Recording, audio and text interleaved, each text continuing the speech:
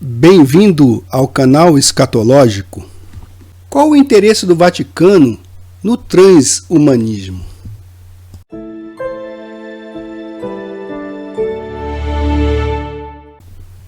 Não sei se você foi convidado, mas o Vaticano está promovendo uma série de palestras a respeito do transhumanismo. Mas por que vocês acham que o Vaticano está promovendo esses encontros? E você foi convidado? Vou mostrar aqui para vocês o que está para ocorrer lá. E não é à toa, certo, que isso é o cumprimento de profecia. Veja, está lá em Apocalipse 13. Em Apocalipse 13 diz assim. Vamos pegar até uma Bíblia ecumênica, tá? Aqui, vi então subindo da terra outra besta. Ela tinha 2 chifres como um cordeiro, mas falava como um dragão. Ela exerce todo o poder da primeira besta sob suas vistas. Ela faz com que a terra e seus habitantes adorem a primeira besta, cuja ferida mortal fora curada. Ela realiza grandes prodígios, a ponto de fazer descer fogo do céu sobre a terra à vista de todos. Graças aos prodígios que lhe foi concedido realizar sob as vistas da besta, ela seduz os habitantes da terra. Ela os incita a erguer uma imagem em honra da besta, que traz a ferida da espada e voltou à vida. Foi-lhe concedido animar a imagem da besta, de tal modo que esta até falasse, e mandasse matar todos os que não adorassem a imagem da besta. Então essa segunda besta, que está a serviço da primeira, será designada como falso profeta. E nós sabemos, né, pelo menos é o que entendemos, que esse falso profeta virá do papado. Agora vejam só, eu vou mostrar aqui para vocês o que está, tá, que vai ocorrer lá no Vaticano. Por que o papado estaria interessado no transhumanismo? Tá? Vamos ver aqui. Vejam só. A elite global. Ó. Elite. Conferência dos líderes globais. Os caras nem escondem mais. Tá aí na cara. Vejam só. Sábado, né, 23 de outubro de 2021. Sessões no Vaticano. Aí tem aí ainda assim, ó. Apenas mediante convite. Tecnologia que empodera a humanidade. Tá aí, vejam só. Bem claro, né? É o código. Como é que é? Programação para o bem futuro. Que está pequeno aqui. Vejam só aí, ó. É o padre Felipe Lerre. Aí tem aqui os autores, o Código Transhumano. E para quem não sabe o que é transhumanismo, vamos explicar aqui. O que é transhumanismo? Tá aí, vejam. O transhumanismo é uma filosofia que tem como objetivo melhorar a condição humana a partir do uso de ciência e tecnologia, biotecnologia, nanotecnologia e neurotecnologia, para aumentar a capacidade cognitiva e superar limitações físicas e psicológicas. Então, o Vaticano é interessado em transhumanismo, né? Vejam só, eles desejam então injetar aí chips, certo? Tecnologia no ser humano, a fim de enganar a humanidade e dizer que isso aí é para o bem. Porque o transhumanismo é justamente esse movimento filosófico que visa transformar a condição humana com o uso de tecnologias emergentes, alcançando as máximas potencialidades em termos de evolução. O papado já há muito tempo já apoia aí o darwinismo. E vamos ver aqui um comentário, pessoal. Tá? Aí vai chegar um momento em que essa falsa ciência vai se reunir realmente abertamente à religião, porque é interessante, tá?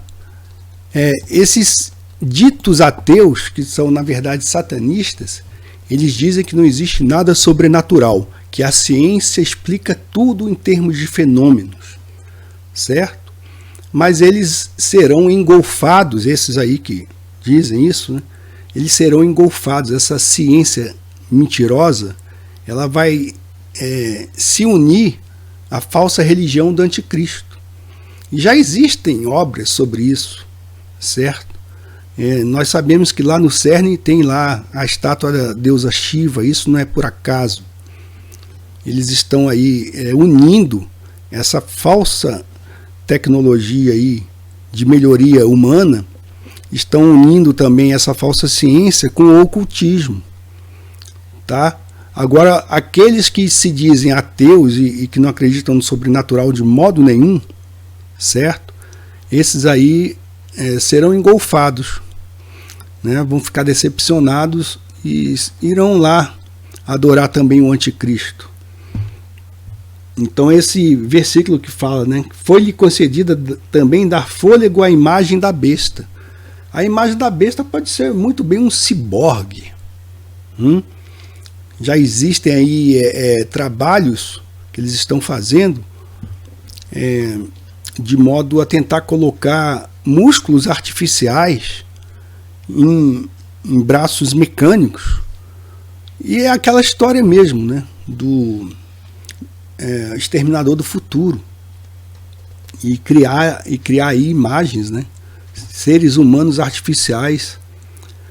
E outra, existe também algo assim, um projeto para colocar isso não é ficção científica, é ficção científica, mas eles estão tentando aplicar isso, colocar a mente da pessoa dentro de uma máquina, tá? E vejamos, isso aí, segundo a Bíblia, é obra do falso profeta. É ele que vai fazer toda essa propaganda. É por isso que estamos vendo isso aqui, pessoal. Tá? É por isso que você pode ver esse convite. Ok? Aí da elite global, dos líderes a conferência dos líderes da elite global. Tá? Se alguém puder ir lá para ver como é que é, né? O que eles vão falar. Mas certamente isso aí eles não estão escondendo mais. Tá? Vejam aí, ó. Ó o obelisco ali, né? Você pode ver o pátio ali do Vaticano. Aquilo ali representa a evolução humana, né? A evolução espiritual para a adoração ao anticristo. Então vamos ver aqui o que fala Champlin. Está nesse comentário, ele é muito bom. E ele diz o seguinte: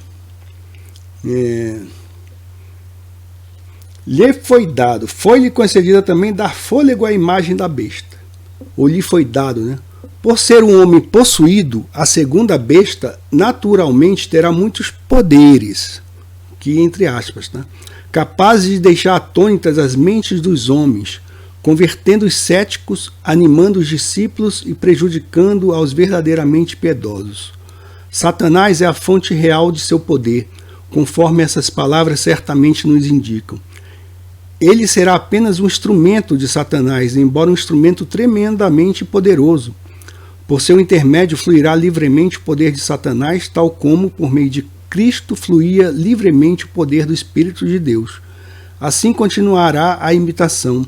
Mas, no caso de Cristo, o poder fluía visando o bem, tanto temporal quanto eterno. Porém, no caso do falso profeta, fluirá a fim de promover a causa da malignidade mais hedionda. Isso pode ser confrontado às palavras que lhe foi dado, no versículo anterior. A segunda besta fará tudo devido à autoridade de outrem, embora seja ela o veículo supremo desse outro poder. Sem dúvida será homem de fantástica inteligência e sabedoria, embora tudo tenha ele devotado para o mal. Será um veículo apropriado para realizar milagres demoníacos. Nenhum cético será capaz de resistir-lhe. Fôlego à imagem da besta. Há referências abundantes na literatura antiga a poderes miraculosos de estátuas. Afirma que, aí tem a publicação, né, de Clemente. Clemente ele afirma que Simão Mago declara que podia transmitir vida e movimento às imagens. Algumas estátuas eram reputadas por muitos idólatras como o lugar da manifestação dos deuses em cuja honra tinham sido erigidas, pelo que qualquer coisa era possível no tocante à ideia de adquirirem elas propriedades de vida. Os judeus e os cristãos primitivos criam que forças demoníacas podiam dar vida às imagens de escultura, manifestando-se por meio delas ainda de outras maneiras. Há lendas de como em Troade a estátua de certo Nerílinus era capaz de proferir oráculos e curar os enfermos. Supostamente uma estátua de Alexandre Proteu, em Párion, também proferia oráculos. O próprio Atenágoras admite a realidade de tais fenômenos, embora atribuísse os mesmos aos poderes demoníacos. Os cultos orientais possuíam poderes ocultos e apelavam para as artes mágicas e para os truques. Sabemos que as autoridades romanas civis com frequência eram atraídas a tais cultos. Ver Atos 13, versículo 6 e seguintes. Ver também Irineu, ao comentar sobre nosso texto em versículo 28, 2, onde ele atribui tais fenômenos às artes mágicas e aos demônios. É bem provável que, em conexão com o culto ao imperador, esses fenômenos realmente tinham lugar, o que havia fraude, ou mesmo ambas as possibilidades. O vidente João tinha plena consciência dessas coisas, e o presente versículo reflete tal conhecimento. Profeticamente falando, supomos que essa espécie de fenômeno terá lugar novamente mediante o poder do profeta falso. Assim, ele anuviará as mentes até mesmo dos mais empedernidos céticos, que desde há muito tinham abandonado qualquer ponto de vista sobrenatural. Alguns estudiosos, é claro, interpretam de modo simbólico a todos esses informes bíblicos, atribuindo poderes estranhos ao profeta falso, como se o texto sagrado não falasse de fenômenos literais e válidos. Outros pensam ser a imagem uma espécie de expressão religiosa, um novo paganismo, o símbolo do oculto promovido pelo anticristo, e não uma estátua literal, supondo que estaremos acusando o vidente João de superstição se tomarmos literalmente esse símbolo. Porém, isso é subestimar os poderes do ocultismo, capazes de coisas fantásticas. Seja como for, ficará perfeitamente claro o que tudo isso significa quando os próprios eventos sucederem. Historicamente, precisamos pensar que essa referência é de natureza literal. Profeticamente falando, assim também deve ser, mas há símbolos aqui que só serão bem compreendidos chegado o tempo do cumprimento dessas predições. As predições bíblicas não foram registradas para satisfazer nossa curiosidade, e sim para instruir aqueles que viverem no tempo do cumprimento dessas predições. E creio que vivemos atualmente no tempo do cumprimento de muitas coisas. Então vemos aí a elite global, né, os líderes da elite global em conferência para falar a respeito do transhumanismo. E isso na cidade do Vaticano, que seria aí representante da, que alguns dizem, né, da verdadeira igreja na Terra, tá? Vai sendo enganado então por isso, ok? Você que crê nisso. Bom, portanto, as nossas interpretações não podem ser dogmáticas, e sim inquisitivas. Fizeste morrer quantos não adorassem a imagem da besta. O culto ao imperador está novamente em foco. Aqueles que se recusavam a adorar os ídolos ou estátuas dos imperadores reinantes como se elas fossem divindades, ou como se eles fossem divindades, eram encarcerados, exilados ou mortos. E muitos crentes sofreram isso durante 3 séculos consecutivos. Porém, qualquer imperador romano era apenas uma criança em confronto com o que será o anticristo. Tão prodigiosa será a iniquidade desenvolvida na pessoa do anticristo. Ele promoverá a maior e pior de todas as perseguições religiosas. E a igreja terá de ocultar-se subterraneamente, tal como se fez nos tempos romanos em muitas localidades. Muito provavelmente veremos o começo de tudo isso, e certamente nossos filhos sofrerão o peso todo dessa desgraça. Eles terão de ser crentes melhores do que nós, a fim de poderem resistir à pressão, as ameaças e as destruições empreendidas pelo anticristo e seu profeta falso. Bom, ele aqui, ele é pós-tribulacionista, tá? Ou pelo menos não é pré-tribulacionista. Então vejam só.